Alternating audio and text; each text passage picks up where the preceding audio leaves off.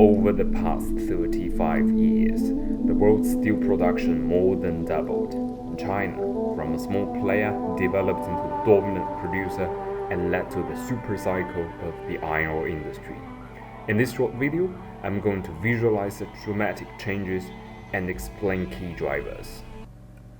In this graph, each bubble is a country. The size of bubbles is population. I use the x-axis to show GDP per capita and y-axis to show steel production per capita. Our first story is the rise of China.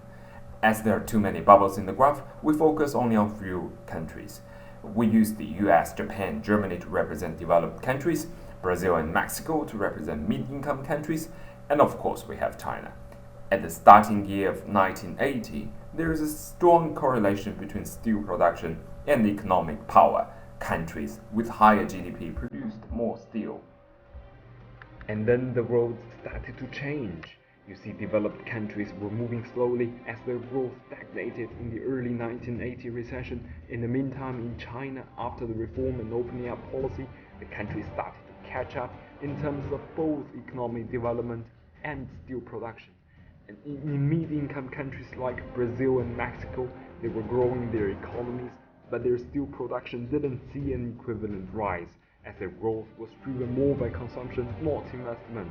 Moving to 1990, China's economic development accelerated after Premier Zhu Rongji, who has strong finance background, launched hardline reforms which revitalized the country's state-owned companies, but its steel production increased at a slower pace. Now China's steel production is at the same level as mid-income countries. Will it stop to grow? The answer is no, because the new Premier Wen Jiabao took office. Premier Wen studied geology in university. He loves iron ore and steelmaking, so China's economy became more commodity intensive during that period. And then in 2007, most bubbles moved down after the global financial crisis, but China's 4 trillion yuan stimulus continued to support its commodity demand. And now China's steel production per capita has reached the level of developed countries. And a slowdown inevitably happened in the past 2 years.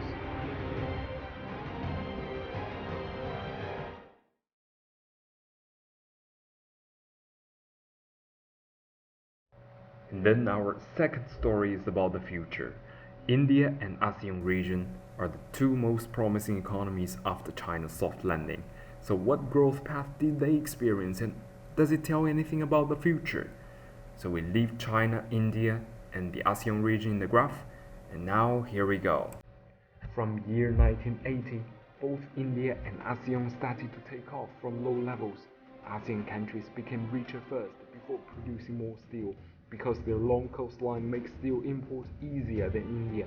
Compared to ASEAN, India was moving in both directions, as their large and dispersed domestic population need more steel mills to support infrastructure construction. And then in late 1980s, some large steel mills were built in Indonesia and Malaysia, as these countries realized that it makes more economic sense to recycle domestic scrap themselves, instead of selling scrap to Japan and buying steel back. Then came the Southeast Asia financial crisis. Steel industry suffered a significant setback in the region, but in India, steel production was not affected due to huge domestic demand and less reliant on export. Moving into the new century, the ASEAN steel industry recovered, but then the global financial crisis hit the market. Moreover, since 2010, after the signing of China-ASEAN Free Trade Agreement, many steel mills in the region shut down due to strong competition from China. Now we come to the world today. Looking to the future, India's steel production is likely to keep pace with its economic development, following China and its own historical path, thanks to its huge domestic demand. But ASEAN production faces more uncertainties due to the openness of its economies.